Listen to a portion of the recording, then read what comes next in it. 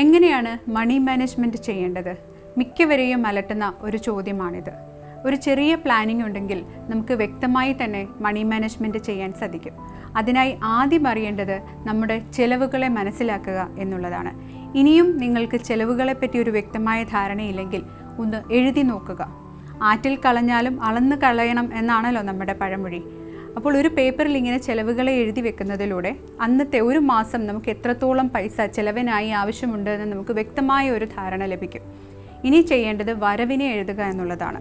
ഒരു പേപ്പറിൽ വരവ് അല്ലെങ്കിൽ ഇൻകം ഡിജിറ്റലി ആവാം പേപ്പറിലാവാം എഴുതി വെക്കുക. ഈ ഒരു പ്ലാൻ അടുത്ത ഒരു വർഷത്തേക്ക് കണ്ടിന്യൂ ചെയ്യുക. ഇങ്ങനെ ചെയ്യുന്നതിലൂടെ വരവ് ചിലവ് കണക്കുകൾ തമ്മിലുള്ള ഒരു താരതമ്യം നിങ്ങൾക്ക് കിട്ടുന്നതായിരിക്കും.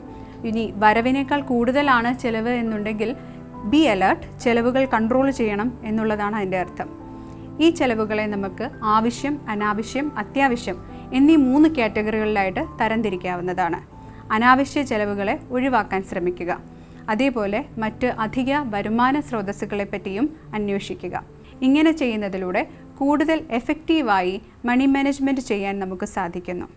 Welcome to the world of happiness.